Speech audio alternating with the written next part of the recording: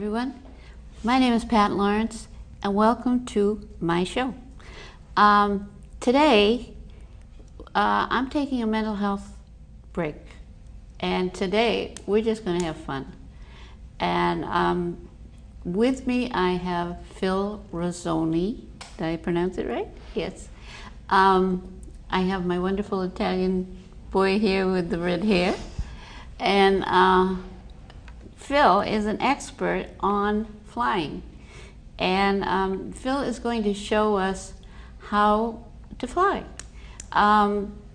Phil has had experience with gliders, etc., etc., etc., and he's going to be talking all about that. And he's going to show you one amazing experiment right now. Okay, Phil? All right, sure. Do your thing. Now, ladies and gentlemen, watch him.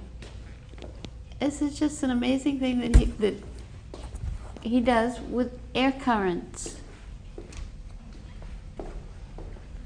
And I'm the controller in the tower, and he's flying this cute little pink plane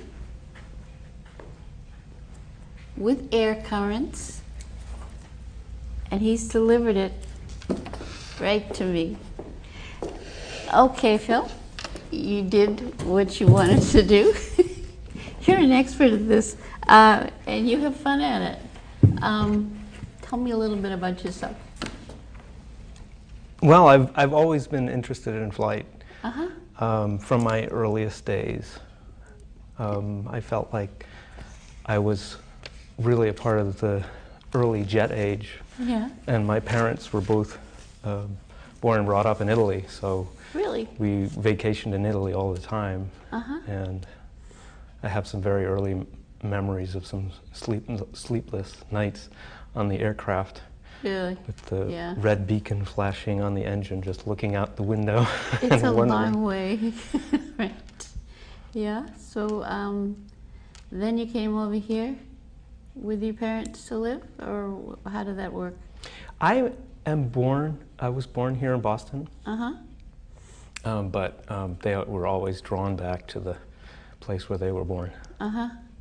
People seem to do that, you know, they go back. I mean, Italy is gorgeous.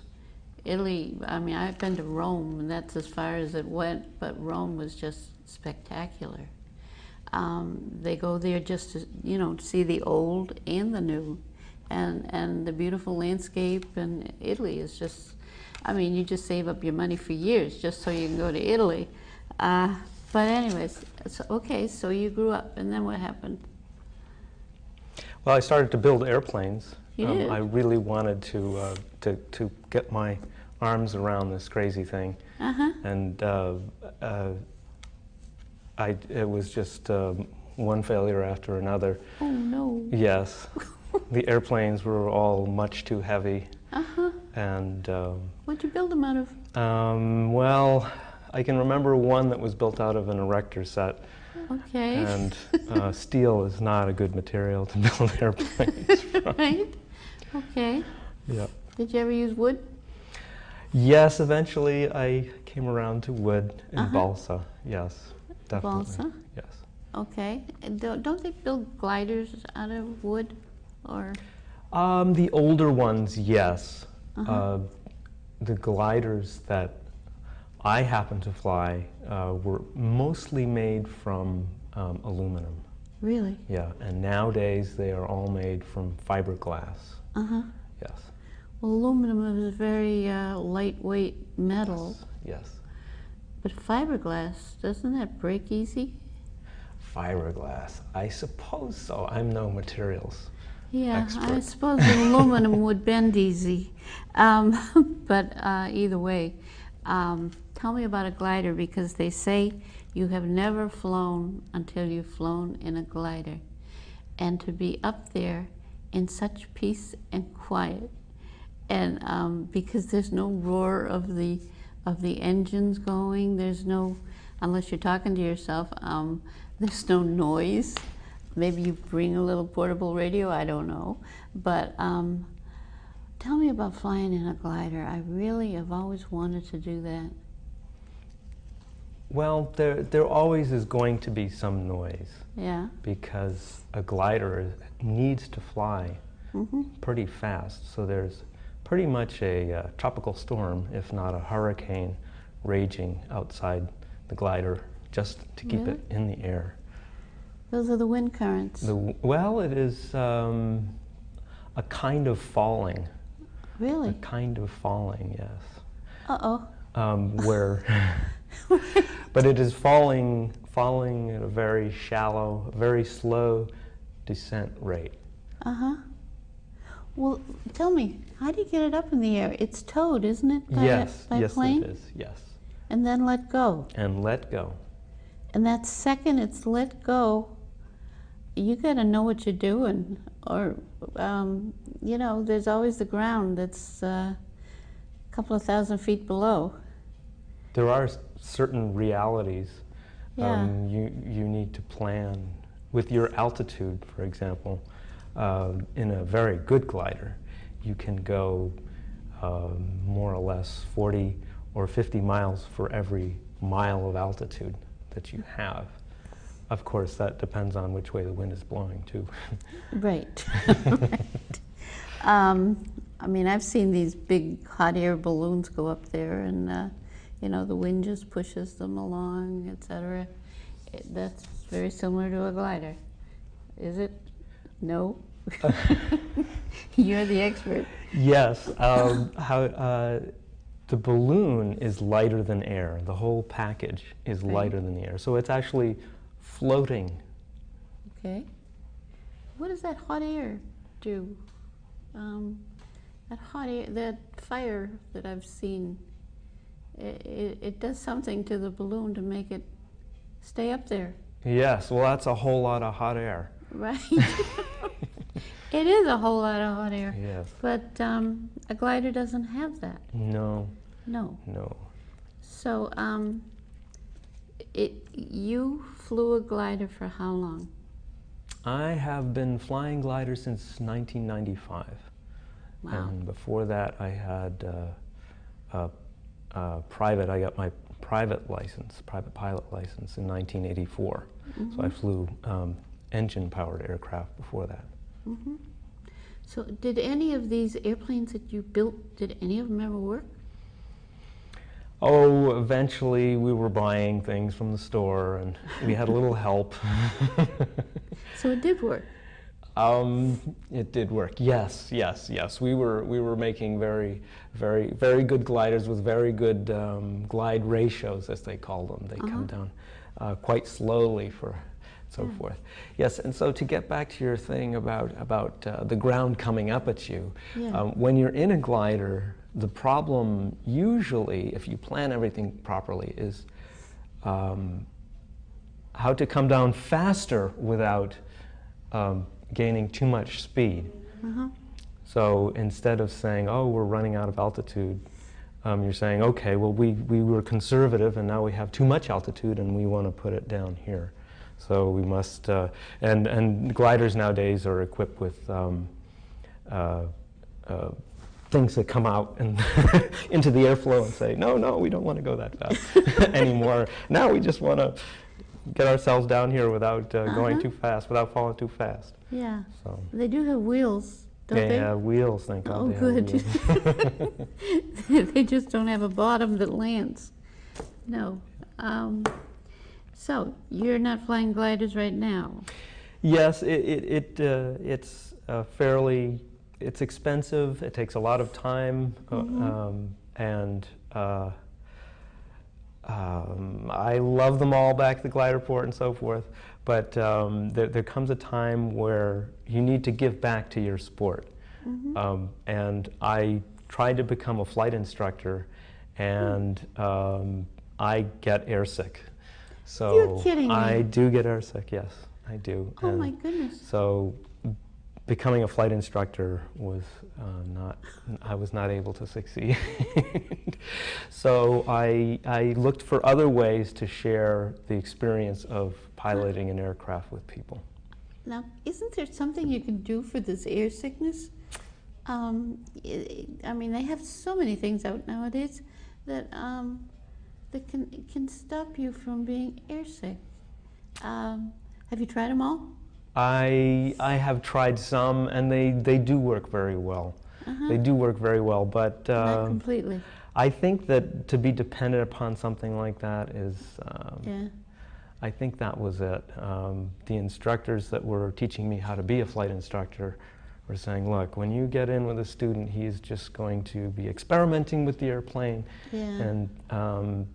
and here's the way it's going to be. And they did their thing, and I don't think I took Dramamine that day, and I couldn't, I wouldn't be able to save my student from himself. So. That's too bad. So that's a good thing then. But at least you have broadened yourself out to something that still incorporates something you love. Yeah, I mean, you're a flight instructor, and from what I understand, you are helping out a lot of kids learn, and that's very important. What do you do? I mean, I know you're at the Science Museum now, and you mentioned when you emailed me that you were there when the last launch went up from NASA. That's right. Yes, the last space shuttle launch. Oh, you know, that's kind of sad. It really is sad, because I've loved science fiction. I really do, and I've always thought perhaps someday we might be able to keep on going, you know, take the moon, you know, and put it as a landing spot and keep on going somewhere else. And maybe someday, you know, maybe 1,000 years from now, if people are still inhabiting this planet, maybe they will, because maybe they'll have to. You know, we've kind of made a mess out of our Earth right now, and unless we do something about it, you know, it's only lasting. I mean, people are destroying it. So, but anyways, you are teaching children, and you are at the Science Museum. Tell me, what do you like about that?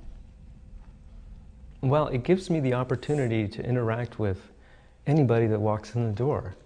So they're not only children, but they're also people like me.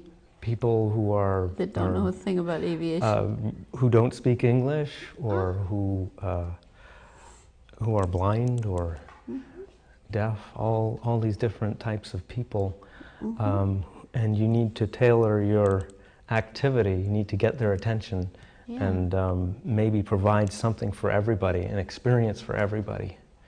I'm very fortunate to be able to volunteer at the Science Museum. Yeah, you are. I mean, it's an amazing place. All right, say you had a blind person come in. How would you? Oh, wow. I know you could help them with it. I mean, we're not going to wash our hair here. Oh, wow. But I know you could teach him something with that little instrument there that we use every day. Yeah, let's see. But you would teach him a different thing with that How could instrument. we do that? With a blind person, you would need to talk about wind in some way. I also have another experiment that we can do a little later. But I guess with a blind person, I would turn this on and have them feel the wind in a certain way. That wind is what we're talking about. What is wind? What does it feel like? Give them the feeling of it, how it pushes on you. It pushes on you when it moves. What is wind? Wind is current. What is wind? So that pushes out its own wind. It's not like the wind on the earth that is in different directions.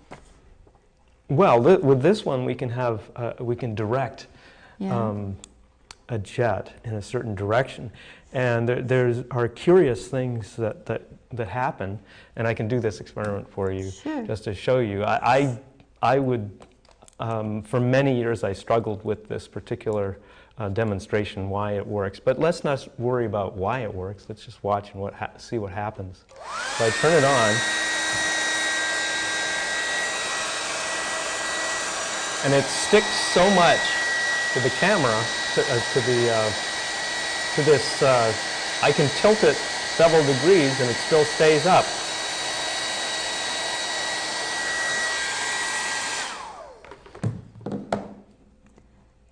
And that's one of the experiments that a blind person could actually understand. Well, in a way. Yeah. I wish that they could. Maybe there is a way of taking this visual image and showing them somehow the way that would work. But what amazed me is why does the ball stay in the flowing air? Why is it attracted to the fastest moving air? Mm-hmm. And the best explanation I have right now is that the air is moving fastest in the center, and when it goes a little bit outside of the flow, some of the air is moving faster on one side than the other. And a guy by the name of Bernoulli says that this air is going to direct the air in a direction, in that direction, which will cause the ball to move in the opposite direction. Mm-hmm. So it comes over here. So, and the same thing happens on the other side, and that's what keeps it in there. Mm-hmm. That's what keeps it on there. Okay. Now getting back to gliders, because they are my very favorite thing, and yours. Can more than one person fit in a glider? Yes. How many? Well, two mainly. Two would be the limit. Two. Not the limit, not necessarily really? the limit, no.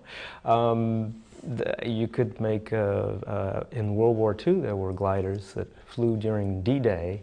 They were towed across the English Channel with, I think, more than 10 soldiers per glider. And really? They came in for a silent landing behind enemy lines. Wow. Yes. That's a story in itself. It is. It really is. So they came in behind enemy lines, so they were able to go forward and do what they had to do. So they towed them across the English Channel and let them go.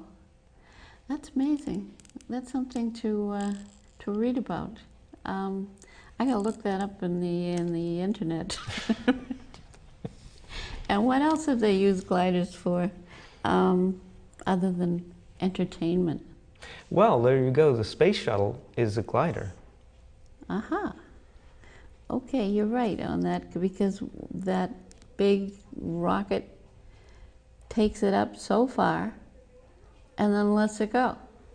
Well, it takes it a lot farther than regular gliders would go. Oh, yeah. It takes it into outer space. Right. So it flies beyond, well, it flies, it is thrust up so far away from the Earth, outside the atmosphere. Okay, and it has engines of its own, so if it needs to change its path of direction, it can just do that. Yes, well, not very... Easily?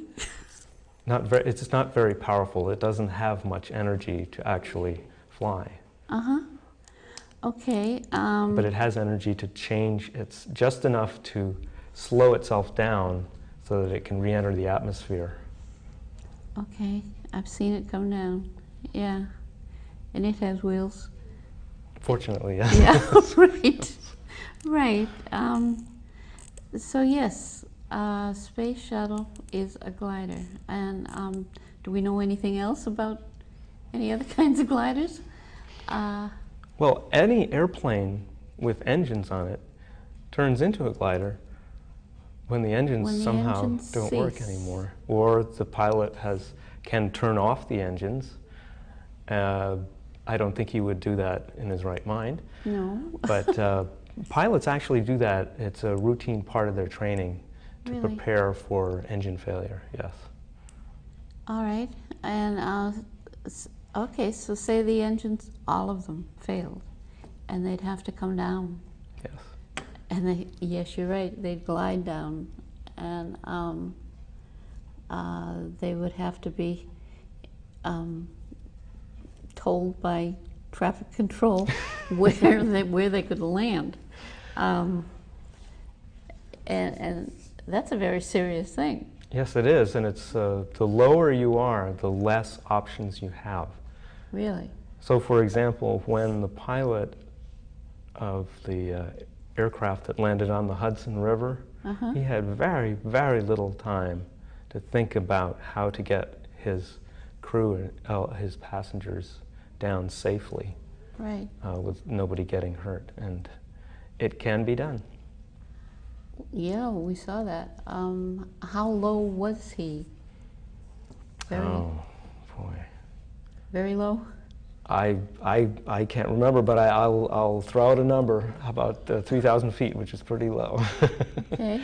And he came down in the river. He came in the river and saved everybody, yes. Wow, Yeah. When you stop and think about it, that was an amazing thing that It he was did. very amazing, and Yeah. something that we all prepare for. That's the way we would. We don't want the engines to quit, Right. but if they have to quit, that's the way it's. You want to have a river down below you. Or yeah, you must think quickly for whatever you have. You don't want the ocean down below you. If it has to be the ocean, then it has to be the ocean. You Right. have to make do, and we're told to land parallel to the waves, not perpendicular to the waves. So we're all rooting for getting everybody down as safely as possible. Right. That plane stayed. It floated, and these people were able to get out. What made it float and not sink? Do you have any idea on that one? Well, all airplanes are made out of fairly light materials, but aluminum does sink. Right. But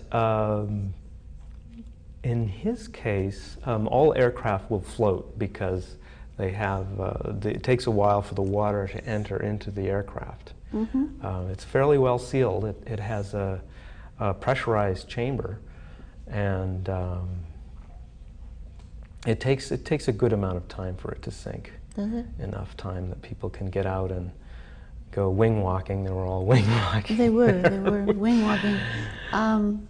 So if it landed in the ocean, it would float for a while. It would float for a while. If it was successfully landed in the ocean, yes. Right. And the key here is getting the aircraft to be going as slowly as possible, descending as slowly as possible when you impact, to minimize the breakup of the aircraft.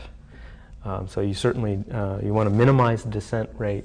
So in other words, you're just about not going down anymore before you hit the water, and that's the best way to ensure the most people survive.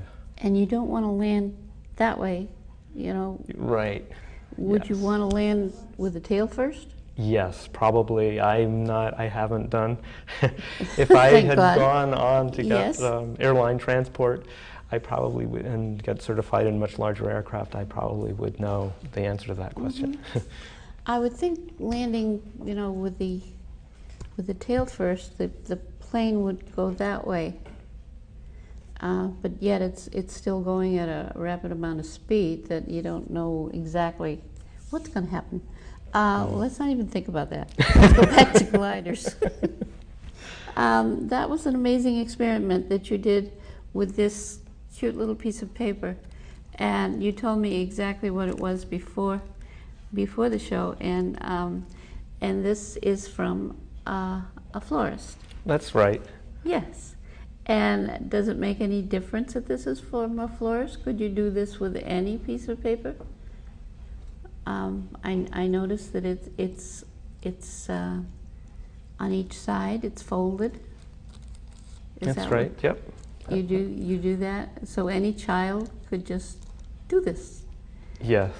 But do they have to fold it on four sides? Yes, they probably would. Okay. Yes. People, children out there, fold your little piece of paper on four sides, you know, and this little part is sticking up a little. Is that? That's right. To the longer edge, yes. One is sticking up, and the other is sticking in the opposite direction, on the Okay. longer sides. Yeah. All right. Show me where the other one is sticking in the other direction. Okay. So we have, these are the little winglets. I like to call them winglets. And by the way, this is a design that was invented by a man by the name of John Collins. He's also known as the paper airplane guy. Really? And he has a wonderful series of books on paper airplanes out. So I wanted to give him credit for that. So the two little winglets. If you like, I can make one for you. Would you like to learn how to make them? Sure, Okay. do it. Here's what I do with the kids, Do it. because they love to work with their hands. Okay, so we'll take the longer edge, and we'll fold just a little bit. Oh, and I also do a little bit of, I try and have them observe that it's kind of a floppy piece of paper now. Floppy, okay, that's floppy. And now we're going to fold one edge Yeah, a little way, so about at a 45-degree angle. okay, Okay? got it. And look at what happened to the piece of paper. Well, it got smaller. Well, it's not floppy anymore, see? See the Oh, difference? Okay, There you go. I'll go along with that. Floppiness. So we've strengthened it a little bit. Yes, you certainly did. It's not floppy. Now Okay. we'll take the other edge and we'll fold it the same way in the opposite direction. Ah, okay, so you got a little rudder here. Right. Neato. Okay, we got that. Okay. Now the airplane kind of works in this state, right? It does kind of work, but what you find is it Mine doesn't work like yours does. It starts to go sideways. It would Yeah. go starting, and that's where the winglets come in right here, these little winglets. Okay, So I'm just going to fold a little bit of that up, a 90 degrees, right like that. all right. 90 Are degrees. you watching, people? Oh, 90 degrees. Fold there, up like this. yes. And this is going to be the dominant fold, so we're going to sort of forget about our long edge folds and just have that winglet be a little bit like that. Somehow mine doesn't look like yours. I'm folding it backwards, that's why. Okay, so why don't you experiment one more time, because we have 2 minutes left. Okay. How Can I take your this? glider? No, and you fly can't. it? It's a horrible glider. It is. It's. The children are always making these, and I want to give them the confidence. Well, they have more intelligence than I do. Confidence. I think it will work just They fine. do it all the time, that's It'll why. just work fine. And I'll show it to I you. haven't done it in 100 years. Okay. Okay, This with is- my glider, people, look at that. Oops. See, can't do it. Do it with your own glider. Okay, here we go. Oh my goodness, look at that. I should have put my name on it. Oh, it's beautiful. Thank you, and thank you for being on my show. And thank you for showing us aviation and how to have fun. This is the whole idea, how to have fun. How your kids can make little gliders and race them all over the house. Then you should be in for a good summer. Anyways, thank you, Phil. We had a great time. You're a great instructor. You must have a wonderful time at the Science Museum. And someday when you get that glider going again, I want to ride it. Okay? You bet you, Pat. Will you remember my phone number? I will. Okay. So, ladies and gentlemen, we're off for right now, and we're going to see you back, and it will be shortly. Thank you so much for watching, and I had a great time. It was a good mental health day. Thank you. Bye-bye.